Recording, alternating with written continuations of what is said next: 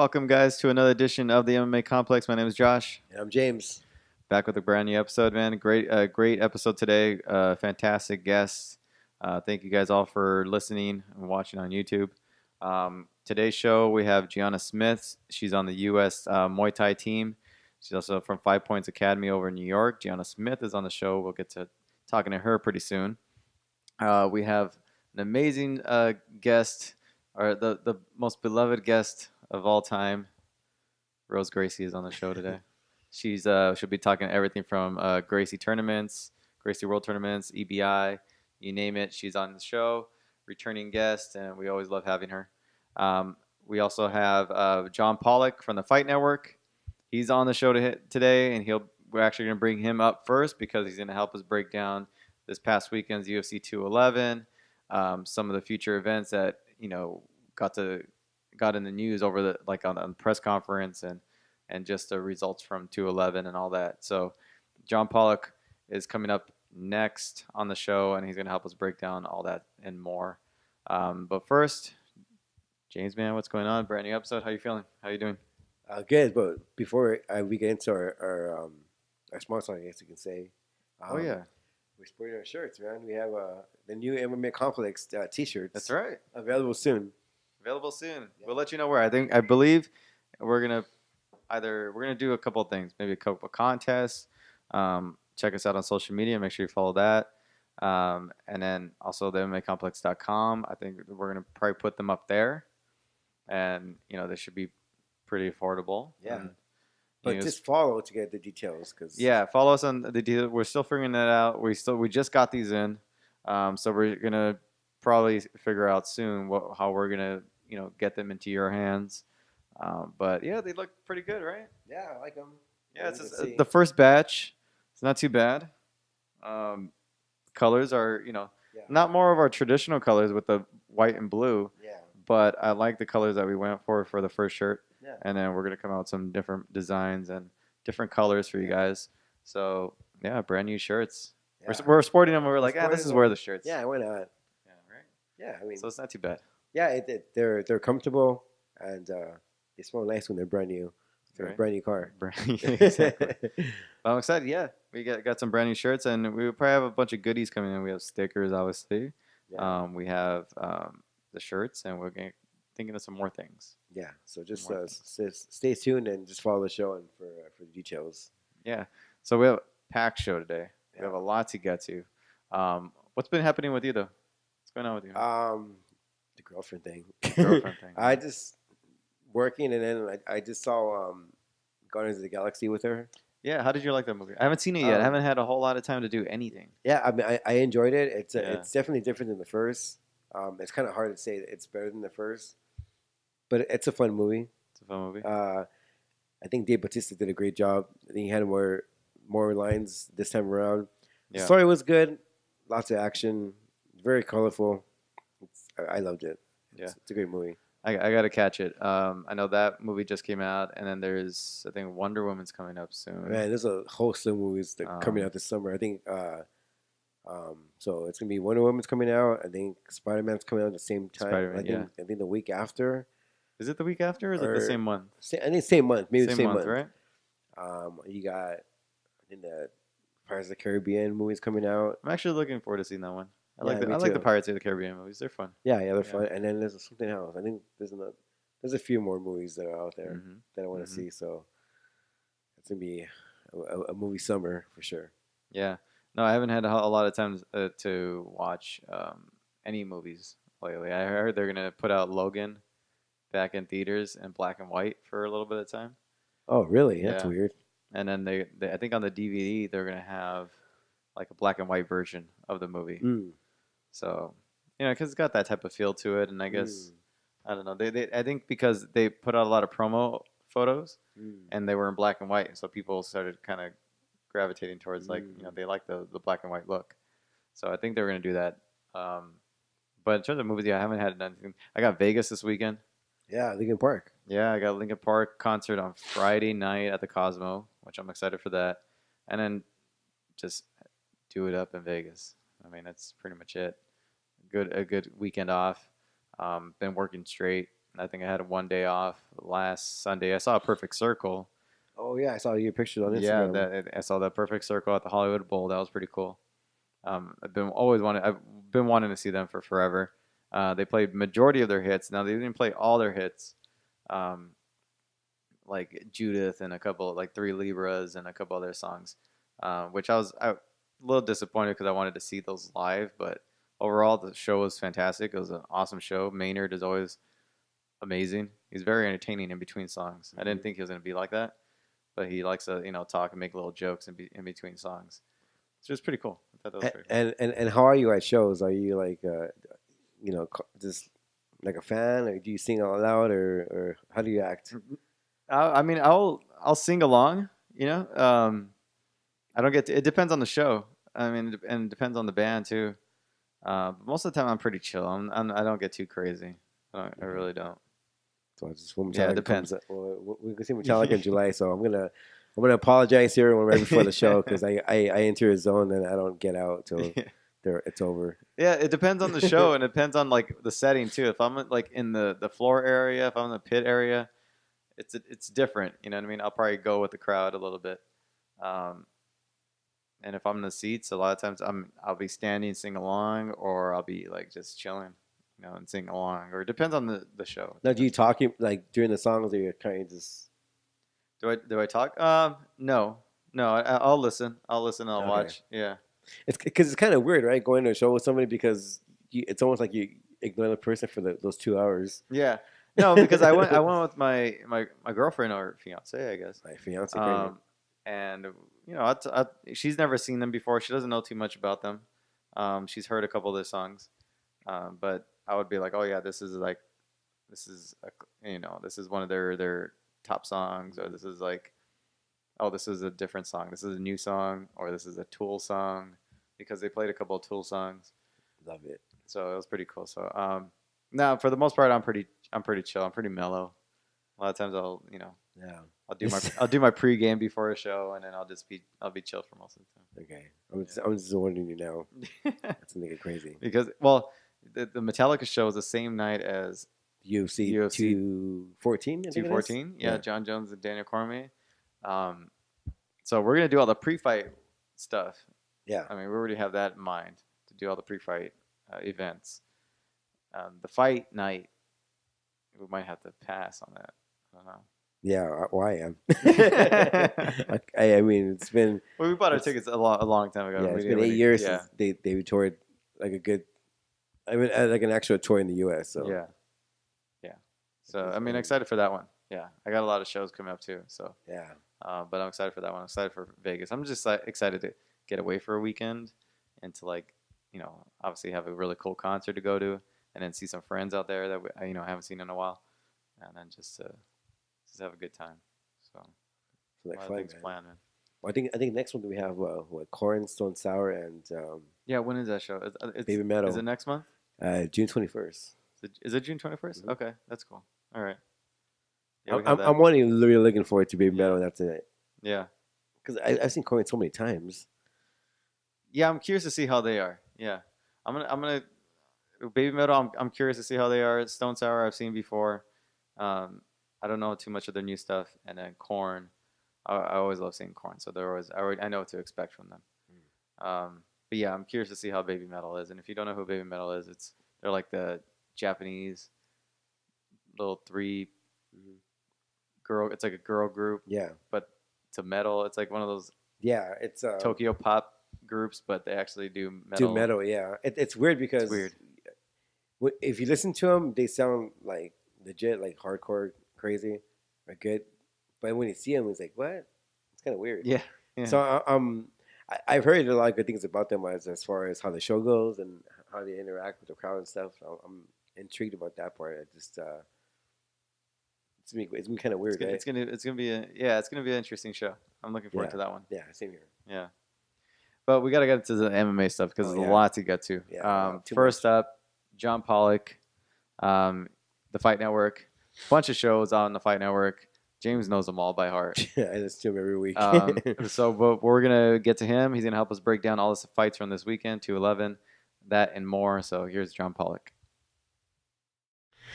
All right, so up next we have the Fight Networks, John Pollock, one of our favorite Canadians, besides Wei, Brett, and Eric Hawani. Welcome back to the show, John. We really appreciate you coming on. Wow, what an intro. I'm at least top 5. Thank you. Yeah, there's lots to discuss. Let's talk about some of the fights over the weekend. He had Stipe Miocic defend his title for the second time, a record, which is kind of crazy if you think about it. People are wanting, Cain Velasquez to fight Stipe next. Do you think that's the right matchup to go for, or do you want to see him fight someone else? With Stipe, I think obviously the fight that I think is of most interest to people is the Cain Velasquez fight, and that just becomes more the status of Cain Velasquez and when he's ready to fight again. If he's not looking to come back until the fall, I mean, it may line up properly. It's not a division that is all that ripe with contenders, so your options come down to Cain Velasquez, or if Derek Lewis is able to beat Mark Hunt, or even Mark Hunt beating Derek Lewis. Those are kind of your options at this point, because I don't feel Francis Ngannou, I feel he does need one more fight before you throw him up against Stipe Miocic. So those are the candidates, and I think Cain Velasquez is the most interesting one of those that are available. Yeah, no, I agree with Josh here. Now, I would say, the three contenders left in the division, I think, would be Derek Lewis, Francis Ngannou, and Cain. I agree. We'll just see whoever emerges first. But there's a lot of talk of who is the greatest heavyweight of all time now. You got Stipe defending his title again, and I think he can either break the record or tie the record. I think break the record, right? On his next one. Yeah. And then if you look at his overall record, I mean, you can make argue a case for him to be one of the greatest of all time. What do you make of that talk? I think definitely. I think especially if he were to beat Cain Velasquez, then it becomes a really solid argument to make at this point. I mean, when you're comparing him and the names that you're going to compare when you're having that discussion, whether they be Fedor, whether it is, for some people, looking at Fabricio Verdum of what he was doing up until the Stipe loss. I think with Miocic, the murderer's row that he's gone through over the past year has definitely put him right into that discussion, and he is probably a title defense over Cain Velasquez away from being, I think, a really strong argument to make of the greatest heavyweight of all time, given who he has fought and the way in which he has defeated these opponents, stopping Verdum, stopping Overeem, and then the way in which he beat Junior Dos Santos. I mean, those three alone, to me, that's remarkable when you look at the UFC's heavyweight division over the past decade, and here is Stipe standing over top all these bodies. It's kind of sad because you look at Cain, and a lot of people thought Cain would be that guy, but it's sad to see Cain because he hasn't fought in such a long time because of his health, because of his back. Do you think that Cain could even, win a title? And if he does win a title, do you think he, can defend it, regarding his injuries of his back? I mean, to me, Cain Velasquez is always going to go down regardless of what the next couple of years are like for Cain Velasquez. I think we're always going to look at this time period and wonder what would a healthy Cain Velasquez have been like, because I feel all things being equal, this guy would have been the dominant heavyweight of our generation. I think he could have been very much so what John Jones was at light heavyweight, or still is at light heavyweight, and I think similar. John Jones, obviously very different issues, but the same. We'll look at this time period in hindsight of what could have been if he was more active. So with Cain, I think a healthy Cain Velasquez can absolutely beat Stipe Miocic, but that's such a big question mark that I think it's an intriguing fight to a lot of people, because going into the fight, you'll assume that Cain Velasquez is going to go in there as properly trained and healed as he can. But I feel that Cain Velasquez, no matter what he does in his career, there's always going to be that what if that is asked because of the time that he has lost because of injuries and the way in which he did prepare for these championship fights. And it took a big beating on his body to do so. Yeah, I agree. Staying on the 211 talk, you have Joanna Jędrzejczyk defending her title.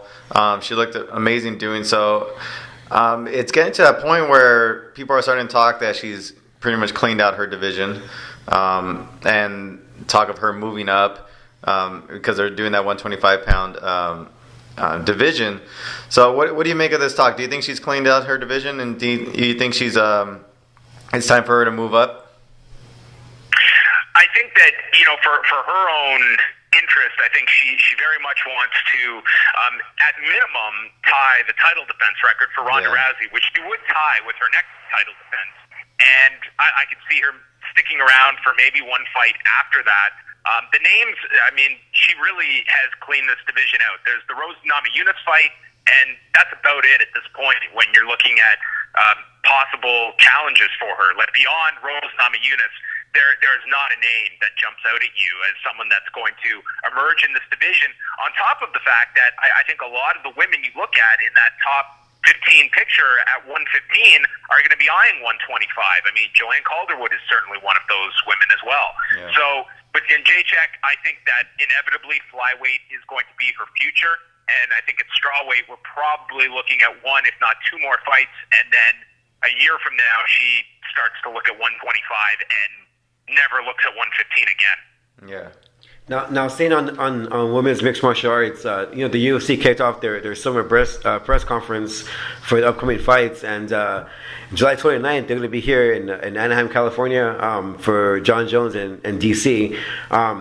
Do you think a fight with Cyborg finally getting that 145 title shot will happen? And if so, and if it doesn't happen, do you think the UFC kind of goes away with that 145 division?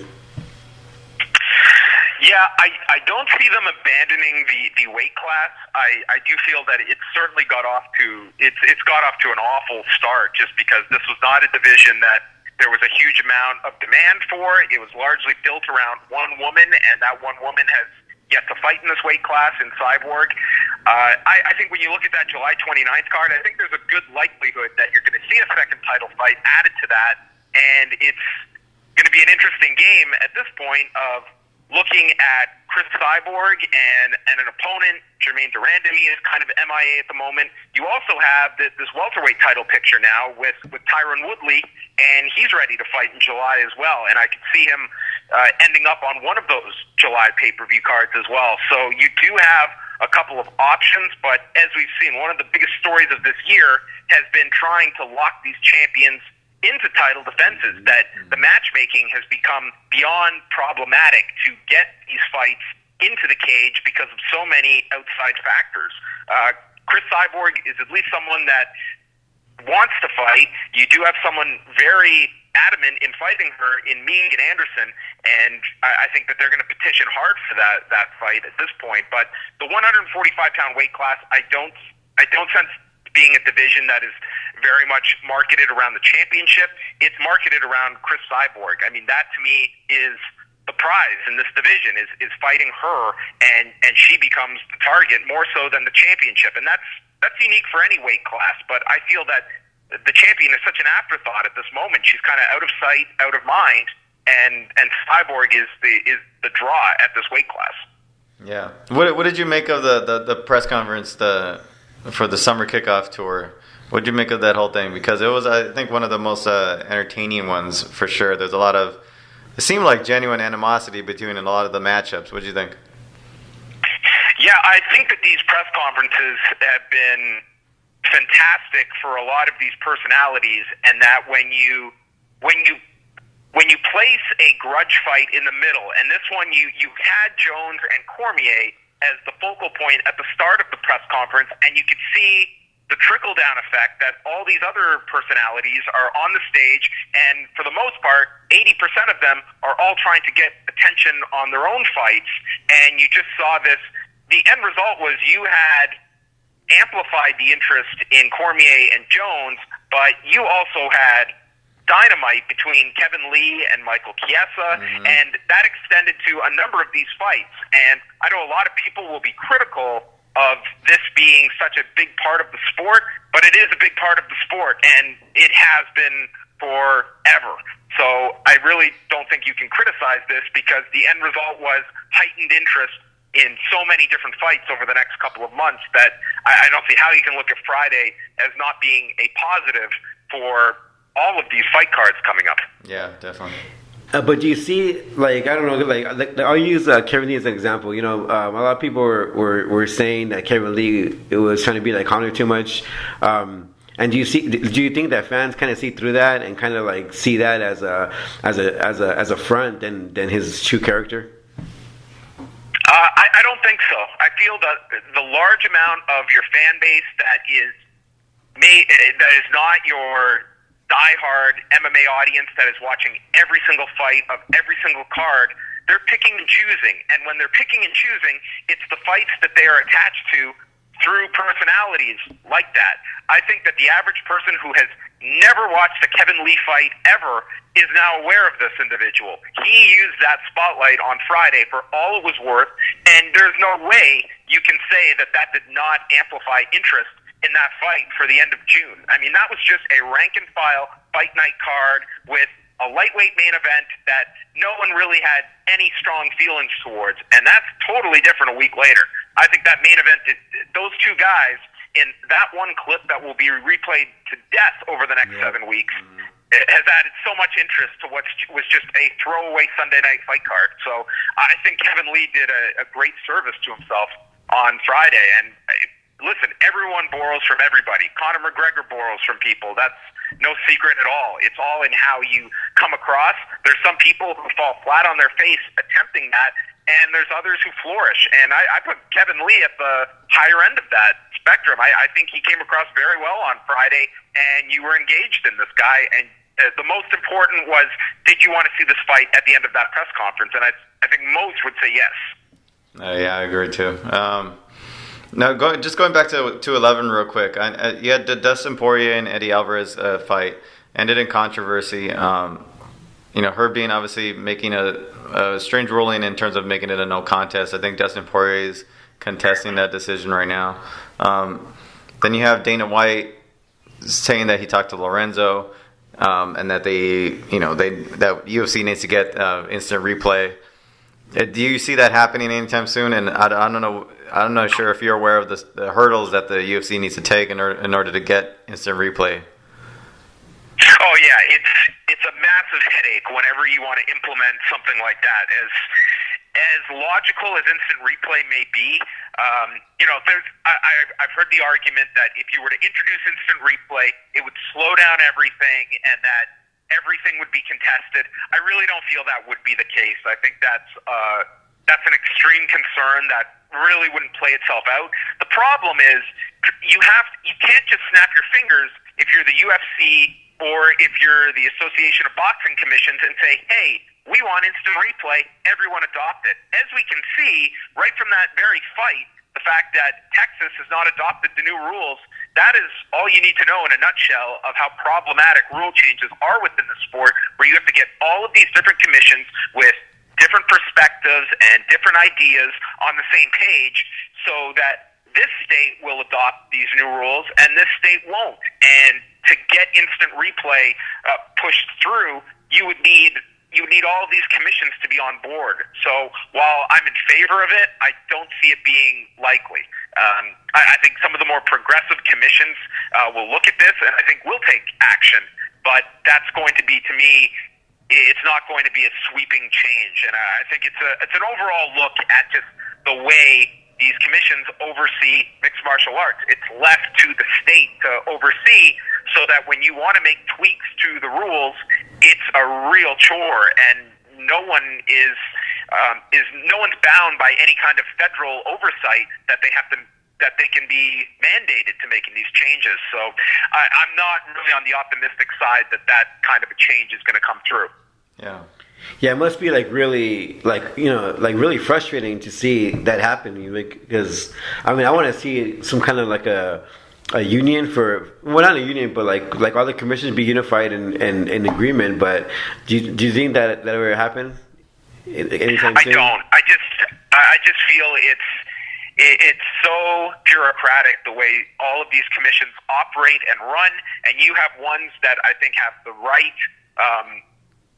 agenda in place, and you have others that are very against change. They have their own reasoning for it, and it's like there's no there's no way to just sweep in change like that, and it's such a giant headache to try and deal with all these commissions that I just look at a different issue like the discussion of the elusive fighters union, and look how problematic that is when you hear so many fighters that will now speak publicly about all these different issues, and yet they can't all get on the same page. It's not all that different from these commissions where there's very little incentive to make all of these big changes rather than go with the status quo, which is how they are comfortable operating.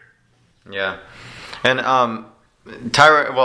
Damian Maia had an amazing performance at 211, taking over, doing what he normally does, and people just can't seem to stop it. Yet, you have Jorge Masvidal doing his best, and I think had the best outing against Maia that maybe his last few opponents have had. But then you have Tyron Woodley coming out saying that he's not interested in that fight, that he's looking for the big money fights. And do you think there's a chance that Maia could sit and wait for whatever the UFC decides to do with Tyron Woodley, or the fact that because Tyron Woodley doesn't want to fight him? Yeah, I mean, this goes to the problem that I was just mentioning of how difficult it is to get a lot of these champions enticed for certain fights, and it's the crossroads that many of these fighters are looking at this point. Yes, Damian Maia, from just the philosophy of you are running a sport and the championship should be defended against the most deserving contender, there's no argument to go against Damian Maia.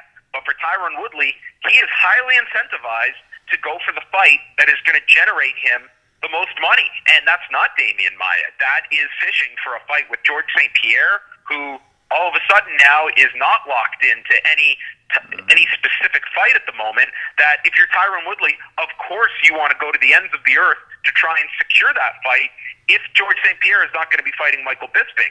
Conversely, trying to lure a Nick Diaz into returning to fight. I mean, these are the kind of fights that these fighters realize, hey, I can't fight forever. I need to make the most amount of money in the shortest amount of time before this window shuts on my career and set myself up for my post-fighting life. So I don't blame any fighter that's looking for the biggest marketable fights, and I think that's what Tyron Woodley is looking at right now, and I think it's hard to fault him. I think Tyron Woodley has a style that very much matches well against Damian Maia. I would favor Tyron Woodley in that fight. But if you're Tyron Woodley, you're looking for a fight that is going to generate the most money, and there's no comparison of what a Damian Maia fight is going to be against a George St. Pierre, against a Nick Diaz, or finding fights like that. So that's the problem. The UFC has to find a way to bridge that gap to get the fights into the cage that make the most sense for them. Yeah, I mean, but on the flip side of that, like it puts all these divisions on in limbo, like the middleweight division is in limbo right now, and the welterweight division and the lightweight division, because of the champions. They want to have these big fights, but you're right. Like, you can't fault a fighter wanting to make as much money as they can. It's just competing interests. Like, it's absolutely awful for the divisions. It's terrible for all of these contenders, because middleweight is the most glaring, where these contenders don't even want to be fighting, because what are we fighting for? Are we just running in place here? Like, will this fight get me any closer? No. So you get these divisions that are iced for the most part, and it creates a terrible mess. But you just have such conflicting interests here, where the UFC just needs to put together these big fights, but these fighters, you need to incentivize them beyond what they already have available to them. So that's the conflict that they are trying to navigate through right now. Right. Not only like the Fight Network sends you, Wayne, and whoever to certain events or selected events. Now, are you guys going to be at the July 29th card for John Jones in DC? No, we won't be down in Las Vegas for that card. So we will be covering it back here in Toronto. No, it's going to be in LA, right? It's the LA card, the July 29th. The July 29th card, or are you asking if we'll be there? Yeah. No, we won't be there for that. I don't know when the next card is that we'll be covering. I mean, we typically I mean, we don't cover every single monthly pay-per-view event, so it's usually just a case-by-case basis of what card we're going to put those resources in to cover. So typically we'll cover all the Canadian events, and then so maybe Edmonton in September would be the next one. Oh, okay. Now I asked Wake Ting this question, but he didn't have a definite answer. But maybe you know. Do you know why the WWE stopped letting their subscribers share their network? Because as I told Wade last week, I gave my login info to New York Rick and Megan Anderson, and now they're both kind of screwed out of it now. So how was it before? Because I wasn't even familiar. Like how many people could log in at once to your one login? Well, like it was me, it was Josh, it was my nephews. I had New York Rick on there, I had Megan Anderson, but it was okay for about almost a year, and then all of a sudden it just stopped it like last week or a couple weeks ago. So now they've restricted it to its one login and that's it? Yeah. Do you know any like do you know why that is, or? Well, I think the main reason is they want New York Rick and all of your nephews buying the network themselves, and I think that's the most logical reason that they would be doing it. I mean, one thing with the WWE Network is that as much as you can look at the base numbers, and there's gradual growth from quarter to quarter, and they have their big jump come WrestleMania, but every single quarter there is an amazing amount of people that unsubscribe from the WWE Network and maybe come back later.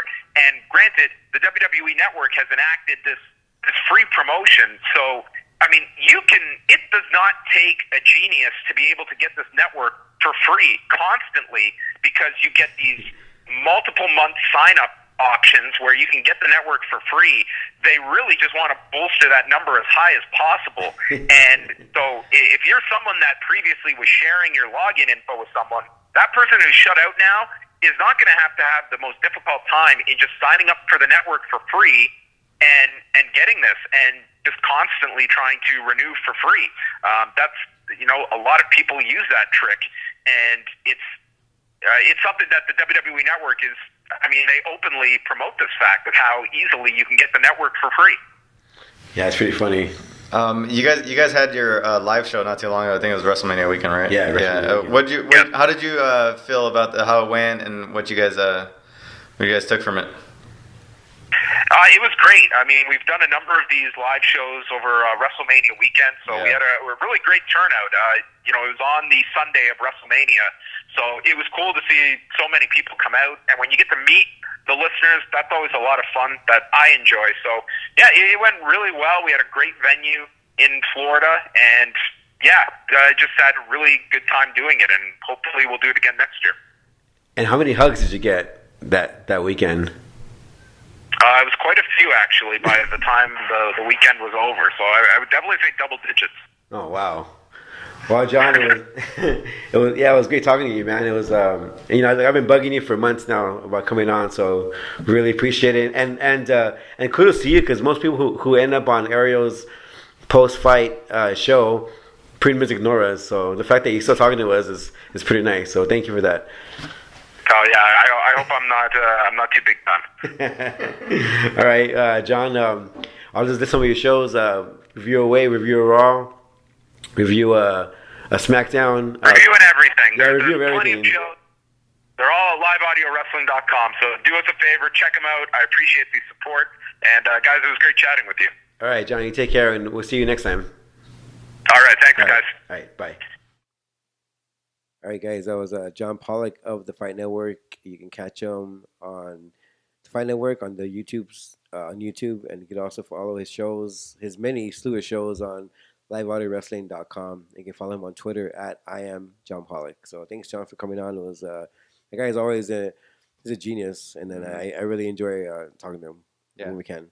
Oh, he's such a he's a pro, man. Such a pro, man. He really is. I mean, you talk to him, and it's like.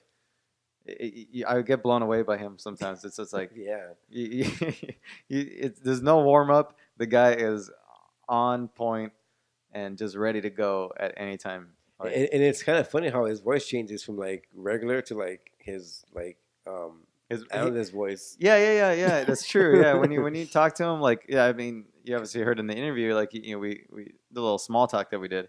Yeah. You know, he's a lot more chill, but when he does that, you know, when we're talking about MMA or WWE or pro wrestling, whatever, it turns on. He turns it on. Yeah, it's weird. I'm always fascinated by that. Because our voices don't change. It's just Yeah, us. we don't change at all. The professionalism does not get higher or lower. It just stays right about the same. Our bar is the same. The bar, we don't. We always try to just stay with the, you know, we don't exceed the bar too much. The what do you call it? Monotone. Yeah. Same level of enthusiasm and energy that we bring to the table every time. Damn it. Yeah. All right. So our next guest, I think we should get to our next guest right away. Yeah. She's Gianna Smith. She's on the US Muay Thai national team. She's from 5 Points Academy over in New York. She's amateur champion. She's making her way in the sport. She does jiu-jitsu. She does a bunch of things. She's very active. She's a cool person. So here's our interview with Gianna Smith. So Gianna Smith, Muay Thai practitioner, amateur champion. You just came back from your time on the US Muay Thai team. You guys are out in, where were you guys at, in Belarus, or where were you at? Yeah, Belarus and Minsk. Yeah, so thank you for being on the show. No worries. So talk about your time over there. I know you were over there for quite a while, and you know, how was your experience over there and being a part of the team and just overall? It was really fun. That was my first time being on the US team, so I didn't really know what to expect. But it was a really good trip, and it was nice to see the best from every country and where Muay Thai is at in different countries, like as far as like the experience level, because obviously some countries had better technique than others. Yeah. Like Kazakhstan was like one of the best teams. They were very exciting to watch. Obviously Thailand. The different countries had different styles, so it was a good experience. Yeah. Yeah, there must be a crazy thing to travel the world and to fight across the world. Do you have any stories of shenanigans or? No, not really. I mean, every day was kind of the same. You would just wake up, make weight, fuel up, and then fight. And then once you lost, you just support your teammates and watch other teams fight. Yeah. But it was really cool because even though everybody was like fighting each other, everybody was like friendly and supportive. And like towards the end of the tournament, when there were more people on like the sidelines versus fighting, we were able to socialize with other countries. Oh, sweet. It was a good experience. We would trade like T-shirts and cool. uniforms and stuff. It was really cool. Oh, wow. Who was the most approachable and who was the less approachable in terms of the countries, in terms of how they were nice to others? I mean, everybody was really friendly. Yeah. I think that Kazakhstan was probably the quietest, but they were also the most fierce team. And then Sweden was very outgoing. Argentina, they were really friendly. Yeah. But it was also because they were in our hotel. There were like 3 different hotels hosting all the different countries. Okay, awesome. That's pretty crazy. So let's rewind and just tell us how you got started and the whole fighting thing, because I find it kind of fascinating when females or males, like when I start fighting for a career. Well, I mean, I found out about Muay Thai when I was still, because I'm originally from North Carolina. Yeah. So I found out about it when I was watching a show actually on Oxygen called Fight Girls. Oh, nice. And it was like Gina Carano was in there, Michelle Watterson, and a few other girls, Miriam Nakamoto. And that's how I first was introduced to Muay Thai. I was like, oh, that's really cool. But we didn't have anything like that in North Carolina. So I didn't look into it too much. But when I moved to New York, one of my friends was like, "Oh, I'm gonna go do a trial class at a Muay Thai gym." I was like, "Oh yeah, I remember. Like, I really was interested in that." So I took a trial class, and then I was like, "I want to fight." Yeah. And I was in the ring like 9 months later. So awesome. Wow. Yeah. That's fast. Oh yeah, like That's crazy. I was on a fast pace to get into the ring. I think I was training like 3-4 hours a day when I first started, and so I was able to compete pretty fast. Wow. And what were some of the qualifications that were needed to be a part of the U.S. team? Was it that you were a former champion or a champion over like amateur champion? What did they need? Well, I mean, I think now the requirements are getting a little bit more organized. I was actually supposed to be on the team last year, and I was training in Thailand for quite a while, and I was hit by a car on my motorbike about a week before the tournament, so I couldn't walk for a good while, and so that took me out of the competition. Yeah, you got to be careful in Thailand on the motorbike. Yeah, I've heard stories. Yeah, mine was a little bit of a freak accident because I was like on a really quiet road. The car just wasn't paying attention. But so I was supposed to compete last year. So this year they let me be on the team because I didn't get to compete last year. I think now the qualifiers are like the TBA and the USMTO tournaments. But previously there wasn't as much organization with the USMF. But they're really doing their best to get things like more organized between like East and West Coast and like how they're going about selecting the team and stuff. Yeah. So hopefully I can do it again next year. Yeah, right. So tell us some about like your goals, as a fighter, and like what do you want to accomplish? My goals for I guess the next year is I definitely want to do everything I can to make the team again. Just fight as much as possible. Now I know what to expect. I feel like I'll be a little bit more prepared. Work on my weaknesses and the things that I didn't like about my last few performances.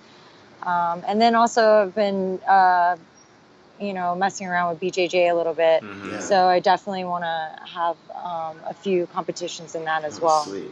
Nice. Any plans for mixed martial arts? Because I know you are training everywhere, No, I really like BJJ and Muay Thai separate. Not that I don't enjoy watching MMA. Yeah. But as far as competition and training goes, I like them both separate. Yeah. Now, do your friends or like maybe like your past dating life, do they know that you compete and do you guys get afraid to approach you? Well, no, not really. I mean, when I first started, I was dating somebody that trained at the same gym. Oh, okay. So he was very supportive, and then after that, I was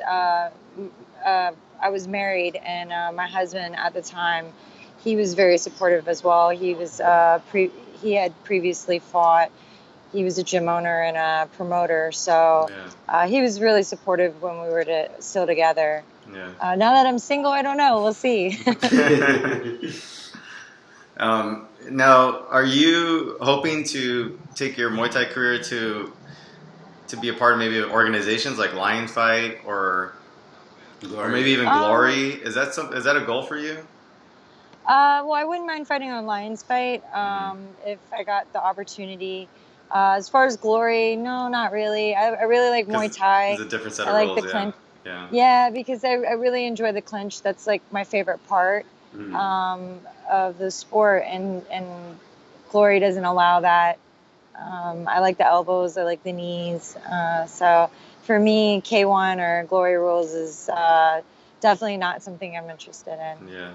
So, like outside of fighting, do you have any outside hobbies that you enjoy doing? Anything like active, or I like to dance. sometimes when I need a break, I'll take dance classes with my girlfriends. Oh, nice. But that's about it. I train a lot, so I'm always at the gym. Yeah. Or dancing. Now, you're in New Yeah. York at the 5 Points Academy. I mean, do you come in contact with any other professional fighters or that you come across, and have you met any that have kind of like maybe inspired you or kind of helped you along the way? Well, yeah, I mean, in New York, it's a pretty small scene. You see everybody at the shows, and it's always motivating to go watch other people that you know fight. It's a pretty tight community. So even if you fight somebody or your teammate fights somebody, it's really friendly atmosphere. So it's just nice to see like when people first start out, and then like 2-3 years later, how they've because you go to the shows all the time, so you see them evolve as a fighter, and it's definitely motivating. It's like, oh, that guy's getting so good, like, or I like something that they did. I want to work on it when I go back to the gym. And then I've spent quite a bit of time in Thailand, so it's like every gym that I've gone to, they've got some kind of Lumpini or Raja champ, and it's just being around that is really motivating as well. Nice. They're so good. And do you train for BJJ like in New York? Because I know Matt Sarah has his gym out there, so that sounds like Gracie. Yeah, the guy that I train under, he's actually at 5 Points Academy. Okay. And he's Renzo Gracie black belt. Oh, nice. So we got a pretty good program thanks to him. Nice. Have you met Renzo Gracie? Because he's I quite have not. Yeah, he's quite a character, man. He's quite a character. Yeah, his Japan so I hear. stories. Yeah, his Japan stories are the best. Yeah, no, I follow him on Instagram, but I haven't met him yet. Oh yeah, you need to meet him. He's hilarious. So what do you have? Now, are you pro? Have you turned pro yet, or are you still working? No, towards I'm a pro still career? amateur. You're still amateur, right? How soon do you feel like a pro debut will happen? And I don't when's know, the goal because for there's you? not really anybody in my weight class, and being all the way in the U.S., getting pro fights would be pretty hard. I fight at 48 kilograms, which is in the States it would be 105 pounds. So there's not that many girls at that weight that aren't MMA. So like in the Muay Thai community, there's just not really anybody to fight. There's maybe like 2 or 3 girls. Yeah. So either gotta make some gains or get more international opportunities before I go pro. Yeah. And do you cut a lot of weight to make 105 pounds, or do you walk around that? No, I'm pretty slim. Yeah. That's yeah. Cool. I'm trying to work on building some muscle right now. I started doing Olympic style lifting, and oh really? Yeah. So I'm trying to get bigger. Yeah. What do you have planned for this year? How many fights do you think you're gonna have, or where do you plan on training? What's the goal set for this year? Well, the goal for this year is in June. I'm hoping to get on the card June 17th in Rhode Island, and then I have the TBA tournaments maybe a week or 2 after that. I should be able to at least get 2 matches. Hopefully, if I don't get a bye, then I'll be able to at least get 2 matches. And then in July, I have 2 BJJ tournaments that I want to do. Awesome. August will be probably a little bit more training, no fighting or competitions, because I have Pan Ams in October, and which is like a smaller IFMA tournament. Yeah. And then after that, I'll probably try to do the US MTO tournament. That's on the East Coast. They just had their West Coast one this past week. And if I do well in both the TBA and the USMTO, I should be good to go for IFMA next year. Nice. Wow. Well, you seem like a really busy person, very goal-orientated, and it's pretty awesome to see someone so young and to have that much ambition. I'm actually not that young. You look young. Hey, just lie. I'm an old lady in the sport. I turned 34 in September, so. It's that youthful Asian blood. Yeah, Thank you. You're doing something right, so it's good. Yeah. All right. Well, if you can, let the fans know where they can find you on social media, and maybe plug a sponsor or two if you like. Yeah. My Instagram hashtag or name, whatever, is Miss Piggy Smalls. Nice. And if you need anything Muay Thai related, check out In Fight Style. They have an Instagram, and then they also have a website. You can get Muay Thai shorts and gear and all that good stuff. Nice. If you're ever on the West Coast, hopefully we can all meet up soon at maybe one of your fights or something like that. Yeah, well, I should be on the West Coast in November, so awesome, man. I'll definitely come check you guys out. Is that a Muay Thai or is it a Jiu-Jitsu tournament?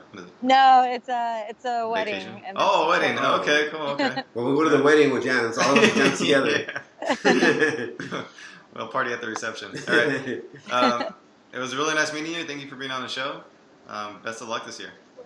Thanks for having me, and hopefully I'll meet you guys in person soon. Yeah, for sure. Yeah, enjoy the rest of your day. You too. Right, Bye-bye. Bye. And that was Gianna Smith. It's cool, huh?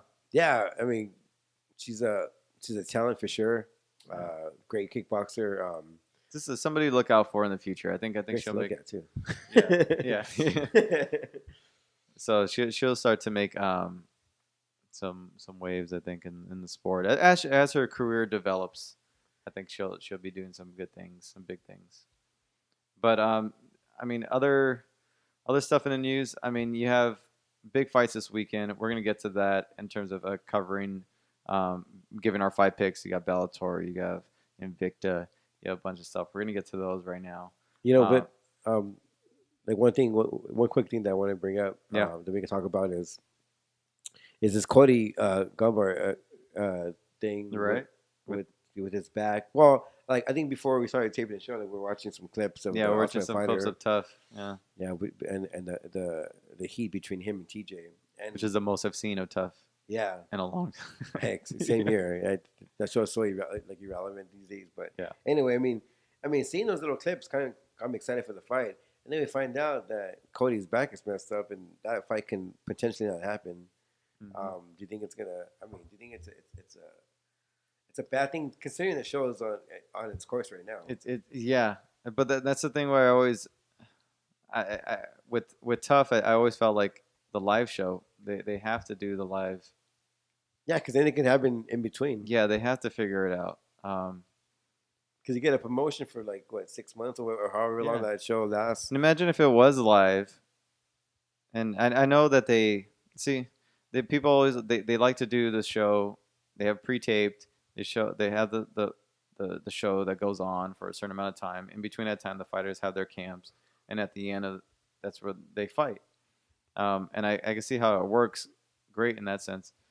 But, I don't know. If they do the live format and let's say Cody got injured in between, that allows for some drama right there. Yeah. And they could, talk some trash. Maybe Dillashaw could be like, "Oh, are you sure you're hurt?" It allows for some drama to be like, okay, well, Cody got hurt in between, but he's still coaching and the fight may be off or postponed. And even if they start their camps while they're filming, or they could start their camps after the show's done, then I know the tension might, or the fight might lose some steam in terms of build up and popularity, but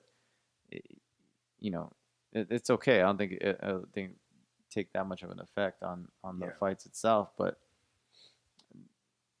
the fight, I mean, it's gonna get postponed. It's gonna be later in the year. It's just not gonna happen when they want it to in the summer. But no, it sucks, man, because you're right. I mean, it does lose a lot of steam considering the show's so not even. I think it's in the middle of the season right now. Yeah, and they're pretty much promoting the fight that's not going to take place. And that International Fight Week needs to be an event. Mm-hmm. I think John was talking about maybe having Woodley fight in LA, but I mean, I think the July card in Vegas means more than the LA card. Because it's International Fight Week. So the UFC needs to start looking for a main event now in case that fight doesn't go through.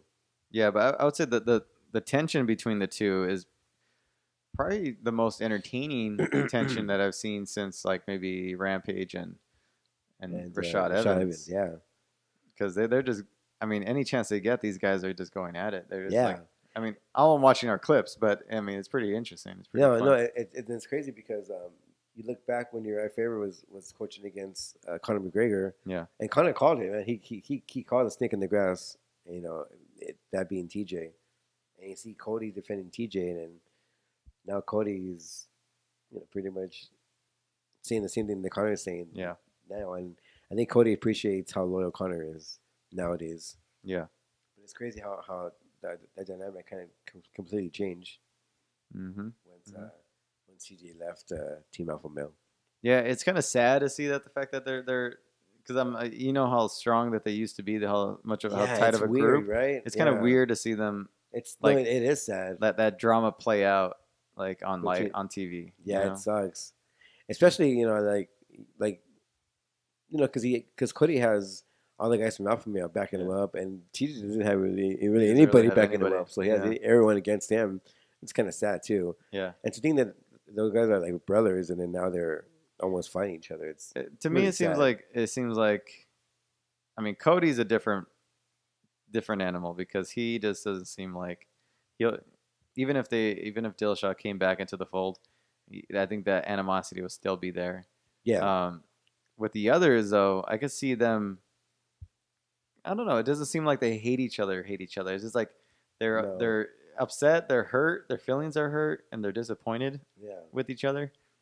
But I can see Uriah, I can see Justin Buchholz, I can see all these other guys. I can see them kind of mending fences with Dillashaw at some point. Because remember, Buchholz told TJ that he thought he wanted to fight against Cruz. Yeah, but then I don't know if he's just like playing for the cameras. Yeah, for the cameras, or like just kind of be sarcastic in a sense. Yeah. But yeah, I can see it just because you're looking at them when they're arguing. It doesn't seem like there's that real hate. It's almost like just hurt feelings. Yeah. And with Cody, he just wants to kill him. Yeah. Yeah. He doesn't. Yeah.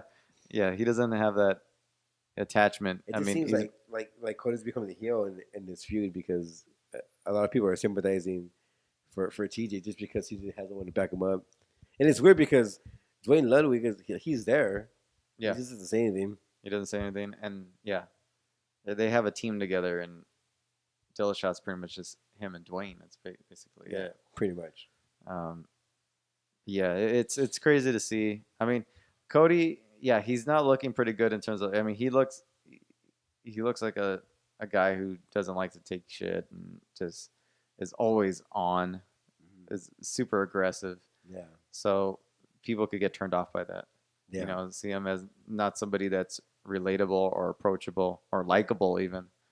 So and Dillashaw seems like just people chill. Sympathizing for him, yeah. Yeah, and he has that type of personality and that demeanor that's just people could just relate to. Yeah, Cody is coming off like those guys at a party, like those douchebags. Yeah, those jocks. Cody's coming off, and I always felt like he was he always seemed like that kind of guy.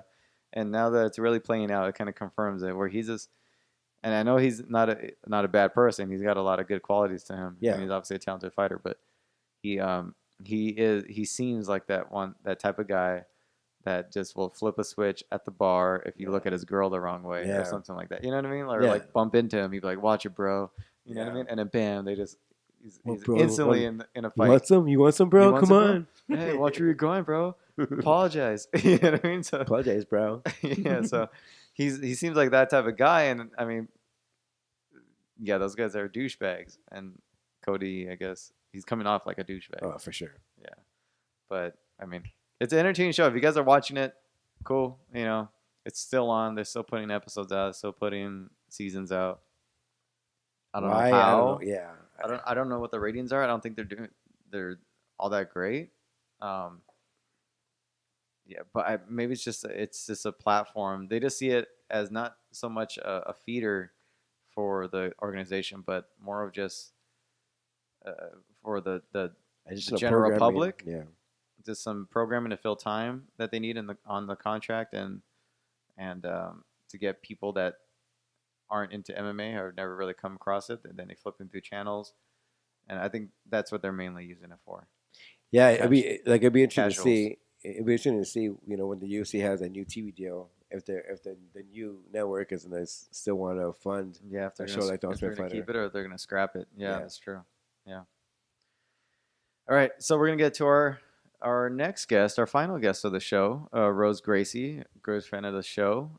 Has a lot to talk about in terms of jiu-jitsu world and what's coming up in the next couple of months, especially here in the California area, which I'm thankful for. Mm-hmm. But here's Rose Gracie. Well, I don't think you need an introduction, Rose Gracie. I think people know who you are, and you're a friend of the show. We love you. Thank you for coming back on. How are you doing? My first time, actually. It's not that on. I've never been here. Well, not through Skype, though. We haven't had you on Skype. People haven't been able to we can see you now. No, You've been on the show plenty of times.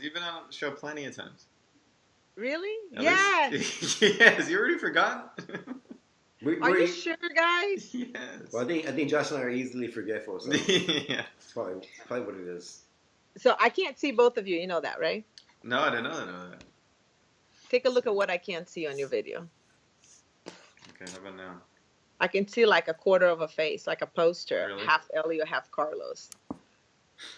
Dang. Damn. Dang. That was major comparison. You see my rose quartz right here? Yeah, I do. That's 100 pounds right there. And it has a picture of my grandma Rose here. Ooh. Yeah.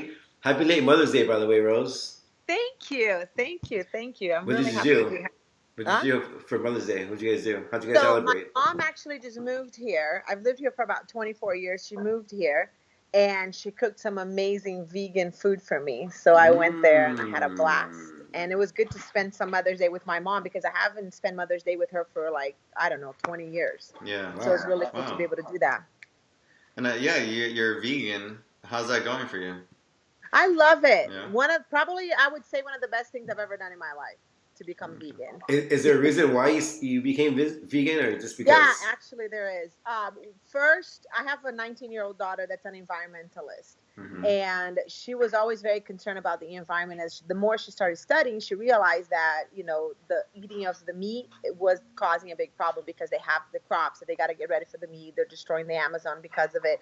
So she started really going into more in depth of it. And the more I started learning through her, the more I started getting involved in understanding and how bad it is to eat meat and cheese, how bad it is for your health. I mean, we're not carnivores. You're not looking at a roadkill and going, yummy. I can't wait to get a hold of that. Yeah. It's not really what we're supposed to. We don't have teeth for that. We don't have anything. So once I started getting that stuff out of my system, I started feeling a lot healthier. I was already cutting meats out. I would suggest to people that were fighting, getting ready for fights, get rid of the meat, start eating really lean meats or anything, or completely get rid of it. And they felt a lot better as they were training. So I already knew that, proven inside of my household, that it was making a difference on the diet. But once I started changing, the whole thing I used to eat, and I used to feel like, oh my God, I'm so tired. I need to take a little siesta after every meal. That's gone, completely gone. Wow. But the beginning was a very hard transition for me, but now I'm used to it. I know what the foods to eat. My body's accustomed to it. And not just that, I know what to buy and not to buy. So it's easy. In the beginning, you're like, what can I eat? And then you realize everything has meat and cheese. Yeah. Everything has meat and cheese. So it was really hard in the beginning, but now I'm used to it. And now I'm starting to cut processed foods out. So no soy meat, just the regular soy, how they buy the blocks of soy. I started cutting that out, trying to cut stuff out because it's all processed food, so it's not really good for you. Jeez. Just because it's vegan, it doesn't mean it's healthier. You got good choices when you're having vegan food. Is it hard? Yeah, at the beginning, I thought I was just going to die of starvation. But now I'm more, getting more used to it. So it's funny because we had Denny Prokopoulos here. I don't know if you know Denny's on the diet. Of course, yeah. Meats, right? Yeah. Oh, his diet, I think it's keto diet, if I'm not mistaken. It's fats and I think he's doing the keto. Yeah. So we go out and, I'm like, the vegan, he just looks at me like he's super cool about it, But he came to spend the night here. And in the morning, I was like, dude, I'm going to make you some vegan eggs. And I'm like, are you going to die if I give you a vegan breakfast? He's like, no, I'm going to die. It's just not going to happen. I'm going to die. And then I was trying to scramble here to make him some vegan food. And some stuff he didn't even touch it with a 10-foot pole. But the other things, he was down for it. He liked the vegan bacon. I got him that. Wow. That's crazy. It's not too bad, but yeah, I need more food than this. That's crazy. And then it was really funny because we went to I think it was the day he was here for Abu Dhabi, and then he left a bunch of meats in here, and I took it to the tournament with me, and I was like, this is these dead animals that he forgot in my fridge. Oh, jeez. And then I just gave it away to somebody else in there because I couldn't get a hold of him, but it was funny. But yeah, that's pretty much it. And it's funny, like I noticed some of my friends, they're all meat eaters, and I noticed that they're making like a a true effort, not just that because they don't have an option when they're eating with me. Like if they're eating in my house, for sure it's going to be vegan. Yeah. But for I think it was some holiday that we had not long ago. What was it? Easter. I cooked at Victor Davila's house, and I made a non-vegan whole meal, non-vegan. So they were super stoked. I was like, "See, I can make it. Wow, I could do it." It was funny. Yeah, I was gonna say, how are you dealing with because Brazilian cuisines are really meat heavy. Yeah. Oh my God. It's got to be tough for you. Heavy. Like the Gracie diet, it's like everything with cheese. Yeah. So it's like apples and bananas with cheese, watermelon and cheese. Everything has cheese. So it's really. I remember a while back, my brother had cut out cheese from his diet, and then he don't, and he was telling me how he was cutting it out. I'm like, how are you gonna survive, dude? Yeah. I was like, oh my God, this is crazy. And now I have completely cut it out. So. It's awesome. Now, how do you feel about hunters? Because there's people that go out there and just kill, animals in the wild who just live off the land. I feel about hunters the same way I feel about people that murder other people and go to jail. So I think should they all be arrested? Yeah. But I have a lot of friends. Hoyce is a major hunter, and he loves throwing it in my face how he loves to hunt. And I go, okay, I'm vegan. Well, I like eating all the meat that you don't eat. I was like, good for you, buddy. Like, but don't you think that it's more healthy, like to kill that way or to eat meat that way? I don't think you need to be killing anything. Like, for what reason? Yeah. It's like, okay, you want to kill it, go do your thing, whatever. But it's not I don't think animals are food. I think they're my friends. I don't look at it. If you see the suffering and the whole thing, if slaughterhouses were made out of glass, you wouldn't see anything because there'd just be blood splatter everywhere. Yeah. Jeez. People are like, if you saw what happened in there, you wouldn't eat me. But honestly, the way they treat the animals is just something disgusting. Right. And should not be. It's very nice and easy when you go to the market, drive your little nice sports car, and you drive in there, and you just go in the aisle with your little cart looking all good, and you get the little meat packed thing, and you put it in your cart, and you're going to make that with lots of onions, and delish. But if you really knew where that came from and the process that it goes through it, then maybe you would change your mind a little bit. You know? So I know you have your hands in all things jiu-jitsu. What's going on with the Gracie Worlds? Yes. Any news? So I'm doing the Gracie Worlds at the end of August. Nice. So it'll be EBI rules. Yeah, I'm really excited, looking forward to, because it's the only one I'm doing this year. Okay. I'm not really into doing the tournaments as much. It's a little overwhelming. There's a lot. It's a lot of work that's put into it, but it's just not where I don't feel like it's where my heart is 100%. Yeah. And I know I got so many messages from competitors like, yeah, it's the only tournament I compete. And then I'm like, yeah, there were some guys that were literally following me around everywhere I went. So not us. It was really important to have one. So I decided to do one a year. I feel comfortable with that. It's not overwhelming for me because it's not really, I'm not in the business of running tournaments. It's just, there's other things that I'd rather do with jiu-jitsu that I feel they're more important to me, as a human being, as an individual, to do for jiu-jitsu than running the tournaments. The tournaments was an idea because I wanted to implement submission-only rules, and that was accomplished. So once that was accomplished, it kind of feels like, what else? I always want to go for more and do something that because I feel like I'm in the position that I can help the sport so much. So it's very important for me to be able to constantly be pushing that envelope of whatever nobody else is doing it, to be able to do it and push it and move it forward, Yeah, and right now I think the interest of jiu-jitsu is at the top of the game. People are really interested in it, especially with EBI and all submission tournaments are really popular. But now, Eddie Bravo brought in the whole combat submission. Yeah. And so, like, your thoughts about that, and do you see that, kind of taking over the game of jiu-jitsu? I think combat jiu-jitsu is, I would say to you guys that combat jiu-jitsu to me is literally the rebirth of jiu-jitsu. The real, like, Elliot Gracie jiu-jitsu and Carl. Like, if you saw when I was watching those matches, my face was literally like, I couldn't even believe it. It was so beautiful to watch. And I had seen some of the combat jiu-jitsu matches before in the cage, and it didn't really, like, sink into me as beautifully as it did when it was at an EBI stage. I thought that was just beautiful to watch. And the whole time I was just literally beyond myself happy. And I was talking to Victor the whole time. And I was like, dude, can you believe this is happening right now? This is crazy. Yeah. Awesome. So the Gracie Worlds in August, where would that be taking place? Where can it's people... at the Anaheim Convention Center in awesome. Anaheim, California. Yeah, you guys are like, yeah, we'll be there. Close by. Yeah. I passed some of the dates that I had from the Fit Expo to the IBJJF.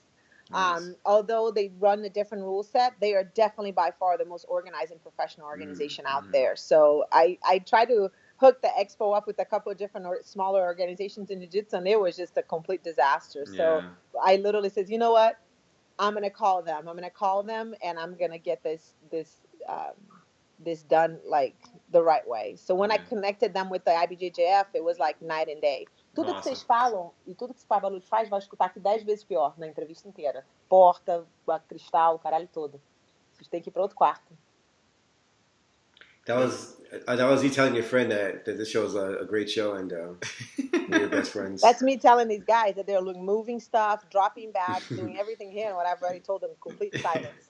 That post right there in the middle too, which wasn't good in Portuguese. Yeah. Now going back on the Fit Expo, are you still heavily involved at the Fit Expo? Because Josh and I love going there. It's like yeah, actually, I'm more and more involved with the Fit Expo in a sense of doing more stuff for them at a different level. Nice. So I'm doing kind of starting like the kids area. I don't know if you guys knew that. Like I didn't have a babysitter, so I started a little kids area. Yada yada yada. Yeah, it would be next to the tournament. Yeah, I would see that. Yeah, and then what happens is that once that started, it started getting bigger and bigger and bigger. And then I had to make a conscious decision, say, okay, this is a huge opportunity for the expo. It is a family place where a lot of families go, but there's not really anything open to the kids, like just specific for kids. Yeah. So by bringing some of these kids things for them to do, it started creating a whole new wave in there and a whole new vibe that, hey, this is a kids area too. There's a kids part. And the expo really loved that idea. So now I make it into more like going towards more of a fitness area instead of the Play-Doh that I was doing in the past. I'm going to more fitness. So bringing some of the little, customers or products there are actually not customers, but companies and products that are actually, doing stuff for children to be a place where they can just, parents can look at stuff for themselves, but also look into what's available for their children in the terms of fitness and the fitness aspect of life for them. So.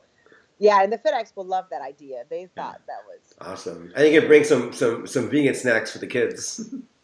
That is like one of the mandatory things. I don't even mess with it. Vegan cookies. The first question I ask, is it vegan? Before I even touch it. My second question is always like, what's the sugar content in and any artificial colors and flavors? So I'm always looking for those things. That's why you look good, Rose. That's why you look good. Yeah, it's crazy. Do you know if you eat white rice at a restaurant, most of the times it's not vegan?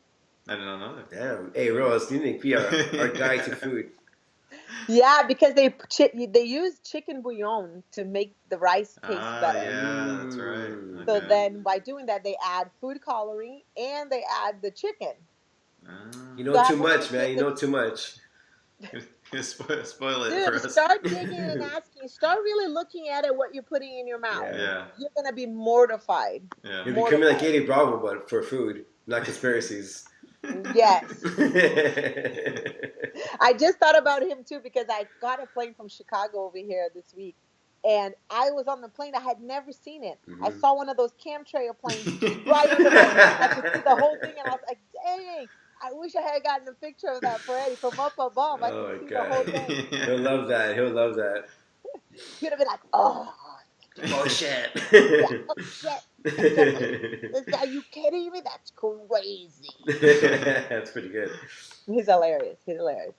So what do you got? So is this always live? Your guys' show is always on video now, or is well, we like to incorporate the video aspect to the show. So if people can the people see you, or they can only they can see us. No, they can see us. Yeah, I think because you have it on your phone. I text you. Remember I texted you one time an interview with me and John, and then with us and Sarah McMahon, and he said these guys should cut away with the split screen. Cut away? Like cut away with the split screen. And I think he told me that. I think that Yeah. So you're gonna be on split screen. I'm gonna be on split screen. You're gonna be on split screen. Yeah. Did I say for you guys to do that? Was that it? Yeah. You said no. You said not to do it. You said not to do it. You told me that. Oh, okay. Well, we don't know any other better way to do it, so it's fine. You haven't figured out a better way to do it? Not yet. Just do FaceTime. Yeah. But your camera has to be like flipped because I should take a picture of what I see here. Yeah. So are you guys going to? You guys are going to make mostly of the shows, right? I see you at EBI. I saw you at Combate. We'll be at the next EBI too. MMA, jiu-jitsu, and kickboxing. Whenever Glory's in town, we usually go to them. Very interesting. Hopefully some pro wrestling too. Hopefully some pro wrestling. We like to do some pro wrestling. Yeah. Pretty. I'm gonna let you ask the question because obviously I took over. Yeah. No. Okay, so. EBI, talk about EBI too, because I know you have a little bit of involvement with EBI too. That one's coming up. You got the all women's EBI coming up. For that. I cannot wait for EBI. How excited are you for that one? I think that's gonna literally. I'm so excited for that. I can't even tell you. Is that one combat jiu-jitsu too? Is it combat? They're gonna have a 4-women combat jiu-jitsu ordeal there, and then I think they have 2 or 3 girls already set for it, but I think they're working on a 3rd or a 4th one, I believe. I can't even tell you how excited I am for the ladies to be doing this show. Yeah. I think it's probably gonna be my favorite one for sure. Yeah, and I heard that Kira Batara is doing it. That would be really cool. I don't know if she is. Yeah. I'm not sure if she is. I think Lila is doing for sure. I don't know other girls. I really haven't looked at the list. I'm going to spend the day tomorrow at their studio, so I'm pretty sure I'll get all the information about it tomorrow, which would be really exciting. And then the end of this month right now, we're going to my cousin Colleen. Kawan and Colleen are Hickson's daughters. Okay. And they're opening up a gym in Yakima. You know where Yakima is? No, I don't know where Yakima is. No. How far is that from LA? Find out. You're going to find out. I think it's Washington. So we're going to go up north. It's in Washington. I was seeing Mexico. They're opening like a state-of-the-art facility over there. So we're all going. The whole family's coming. And we're all camping. And I'm not a big fan of camping. Like, that's not really my forte. Yeah. And then I had 2 mandatory things. One, I don't want to have to watch kids. So the kids, whatever they're doing, they're going to be doing their thing. And the adults have to be. So as long as you guys have plenty of sitters for the kids and activities for them, I'm good to go. So I think we're all camping. So a bunch of people in our family is coming. And I think my Uncle Hickson is doing a seminar there too on the Saturday. Awesome. So we arrive Wednesday and we stay there Wednesday, Thursday, Friday, Saturday, Sunday, and I come back Monday. Wow. And we're taking the kids. I think it's going to be really exciting for them so they can do like the little fire pit things and whatever. And then the grand opening of the gym. It's going to be I would say probably one of the most beautiful gyms. And some of the pictures that I saw, I'm like, wow, my head is not even there. And I think I have a really nice gym. That gym is like putting me to shame right now. What are they calling the gym? My game. It's Gracie North. Gracie North? Okay. Yeah, it's in Yakima. Yeah. And it's a small town, so which is really, really cool, And just to have like a facility like that in a small town, it's going to be crazy. And Kawan, one of my cousins, is going to be teaching, I think, yoga and stretching classes and all that stuff. And I think the black belt that's teaching over there, that's going to be teaching right now, it's Mateos, the one that was in San Francisco with Payo. Mateos, I forgot his last name. Mateos Andrea. I think that's his last name. Yeah, I think that's going to be really cool. And then Jean Paul is having his pro debut, if I'm not mistaken. It might be amateur, but it might be. No, it's not his pro debut. I think it's his amateur. And he's having his fight at the end of the month, too. This month, and I think on the 28th, which I'm really looking forward to. I really like that these kids are going and kind of already doing their things. It's really, really fun. Because I'm in a little bit older generation, so being able to see that, all this, like opening their gyms, doing their fights, going on with their careers and their moves is really cool. Yeah. Warms my heart. Well, speaking of kids, I know like at one time EBI had those, special attractions with the kids. And I know it stopped because I think a girl got injured in one of the tournaments. Is that going to be brought back or is that done completely? I think there's a possibility that it could be brought back because if we see talent, like if they see talent in somebody, I think they want to bring it back. I think the EBI is getting so big right now. Like people from all over want to see it. All my friends in Brazil know about it. So I think there's so many weight divisions to be handled, because back they used to do it like on the first couple of shows, they did 2 weight divisions in one show, and now they're doing 1 weight division in a show. So there's so many weight divisions that need to be covered alone. It's kind of hard, and as they're doing that, it's going to be kind of hard to be bringing. And then I think the attention will be probably a little bit more to combat jiu-jitsu rather than bringing kids to compete. Although I think it would always be a platform for anybody that's really good to go in, and kind of like their come out party would be at EBI. So that's one of the greatest things about it, because it's giving them a platform that they didn't really have it anywhere else. And I like the business practices, the way they do business, the way they handle themselves, the way they take care of the athletes. They're always their main concern is the athlete. So, you know, I have a little job at EBI. I do little goodie bags for them, and the guys really like it. And I know that Eddie and Victor, like, they're like, just go for it and make it the best possible for them. They always have that mentality, and I like it because it's kind of how I am too. So it fits really well, you know. Yeah, and a lot of the other tournaments have kids in them. It's just, I think, to get broadcast and to get that exposure, there's not a whole lot of tournaments out there that give them that exposure. Definitely not. I think EBI is opening a lot of doors for a lot of people, even with the women. To have an all-women event like that, it's like incredible. And I think it's still not as crazy busy as the men, but I think they deserve the same respect, and they should have it, because there's a lot of really talented gals out there. They're not getting the spotlight on them. So there's, you know, we're always looking for the talent, because we're all promoters. We're running jiu-jitsu events. We're doing our own things, but we're always looking for the talent in jiu-jitsu, the hidden people, the people that are not really getting a spotlight on, to try to bring them to light and then help them make this into their careers. So NEBI is doing a fantastic job with that. Definitely.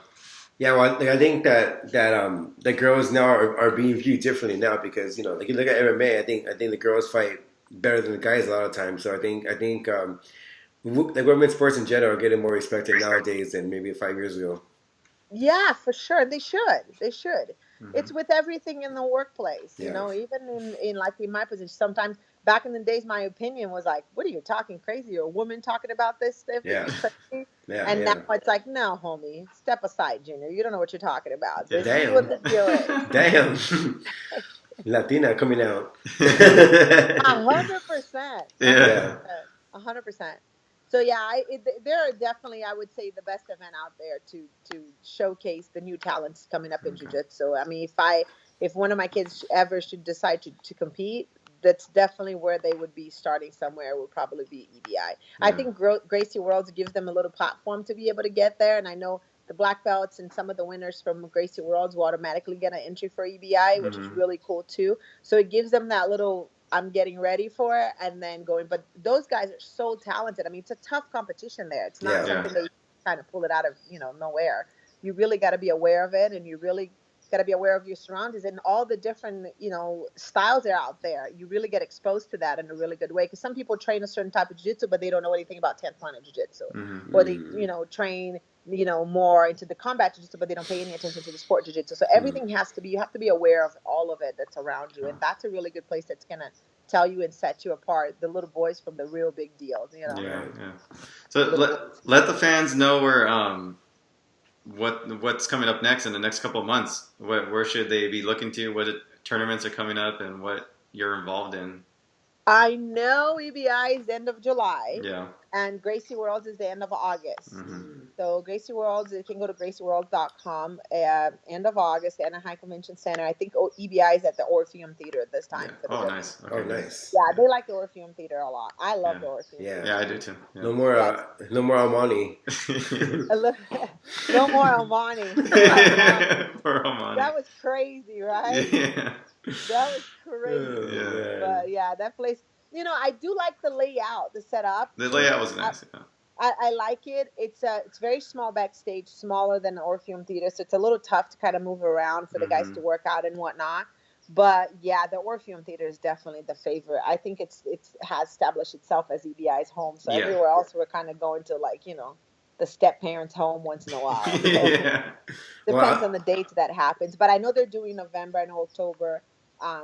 another one is coming up. So there's gonna, I think there's gonna be one full combat jiu-jitsu coming up, and there's one. I think it's an absolute one they're doing in the end of the year, and I know they're doing 155 pounders over there too. Awesome. So there's a couple weights that I know they're certain. I think they're doing in Mexico too. Oh, nice. Cool. Yes, I think it's in Cancun, if I'm not mistaken. Oh, I know. Okay. Let's do it. Let's do it in a place where we want to hang out. Vegan alcohol. Yeah, you can walk on the streets drinking alcohol in there for sure. Damn. All right, Rose. Well, it was a pleasure, coming on. When you coming on Thanks, the show. Thanks, guys, for having me. Yeah, it was always great, talking to you and your family as well.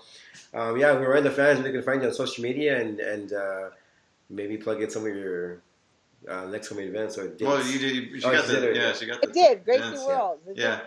Do you like people following you on social media? I know you're pretty. Yeah, it doesn't. Honestly, that's a no. I'm starting to not believe in social media anymore. Okay. Yeah. I'm starting to get sick of it. The only person I'm really paying attention right now is my daughter Stephanie, that's in Japan doing an internship there. That's right. And that's pretty much the only one I'm paying attention to in social media. Complex. Yeah, but I have social media. It's not hard. It's my name, so it's not too difficult to find. But hopefully I'll see some of these guys competing Gracie Worlds this year because it'll be the only one of the year. Ooh, nice. All right, Rose. All right, guys. Thanks for having me. All right, take care. Have a good day. Thanks. Bye. See you soon. Bye-bye. And that was Rose Gracie. Always lovely to talk to her, right? Yeah, she's very entertaining. I don't know. She's quite a character. She's quite a character, and we love it. So we always appreciate her coming on. She does a lot. She's always warm and welcoming when we see her. So she's always been that way from day one. So yeah, she's cool. She's cool people, man. But yeah, let's get to some fight picks. You want to? Yeah, fight picks. Got a lot to go over right now. Yeah, it's been quite a show. So let's see here. Pull up the cards here. It was a nice break from the UFC, and now they're back on a row. And actually, I think it's gonna be Bellator. Yeah, this weekend. Bellator this weekend. Yes. Yeah. So it's no UFC. The major event is Bellator 179. That's the one that everybody's going to be watching. That's Friday night. You also have Invicta 23 on Saturday, and Titan FC is on Friday also.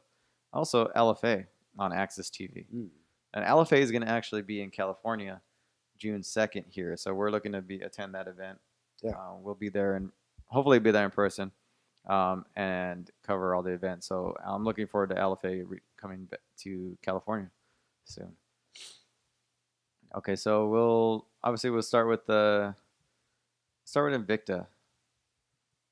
Invicta 23. Porto versus what? I can't pronounce her name. Naidawez? How do you pronounce that? Sure. I've seen her before. She's a new signee. She's very talented, very pretty girl. But yeah. So Sarah Del Rio, Roxanne Modafferi, Tessa Simpson, Hariko Tabrusio, Kelly Schultz, Elizabeth Phillips, Tiffany Van Soot is on the card. I don't know why they have her so low in the card. I mean, she's one of your most popular fighters. I don't know why you have her so low in the card, but I don't even know if she's. Well, obviously, she's in the main card, I guess. But there's no really prelims. It's just one whole card here. But I mean, Vanessa Porto, Agnieszka. So Vanessa Porto's a beast. I don't know. What do you think? I agree. She's. We've seen her fight a couple of times already. Yeah, we have. That's a good card. So I'm not going to go over this too much. I mean, Hariko, some of the girls on here, I'm not too familiar with. Tiffany, obviously, I think she should have been a little bit higher up in the card. But that's in Kansas City, May 20th. Make sure you check that out. UFC Fight Pass. And then you have Bellator 179. Looking forward to that one.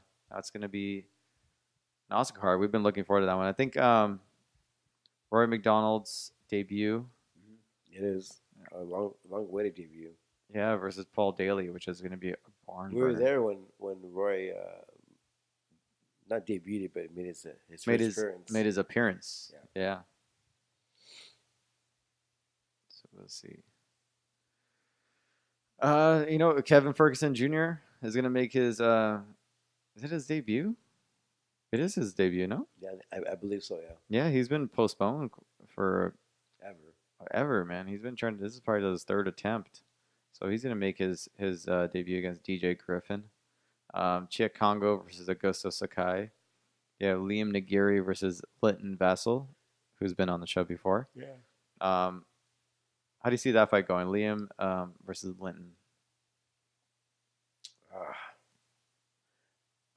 I'm just gonna go with Vassell because he's been on the show. He's a very talented fighter, man. Yeah. I mean, I can see him winning this fight, but you have Liam Nagiri looking to bounce back and get that next title shot, hopefully. Yeah. I know he's looking to get his title back. I'll probably go with Linton, too. Why not? Yeah. See how it goes for Linton right there. And that's a big fight for him. I think the next step for him would be probably a title shot. But the main event, Paul Daly versus Rory McDonald. This is a very interesting fight here. You have Rory McDonald making his debut. Paul Daly's been on a roll. I mean, Paul Daly's been looking like a world beater. I mean, he just. Yes. I don't know if I was. He just seems like anybody that goes up against him, you just gotta. You have a fight on your hands for sure. Better come with your A game. So. Yeah. Rory McDonald, Paul Daly. How do you see this fight going? I'm gonna pick Rory McDonald. He's fought better competition. He's been up there in the top 10 of the UFC's welterweight division. I think he's one of those guys who come from a great camp up in Montreal at TriStar. Great coach. I think he has experience and yeah. So I'm picking Rory McDonald. This is a huge fight for Rory.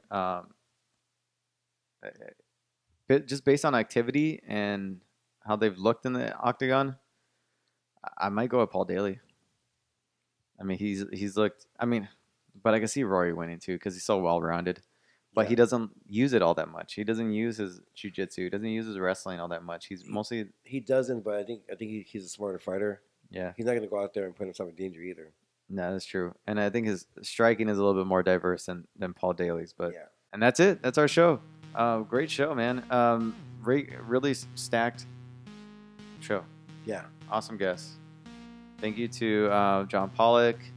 Thank you to Gianna Smith. Thank you to Rose Gracie. Always fun having these. I would love to have these people on. Obviously, John and Rose have been on before, and thank you to Gianna Smith, newcomer to the show.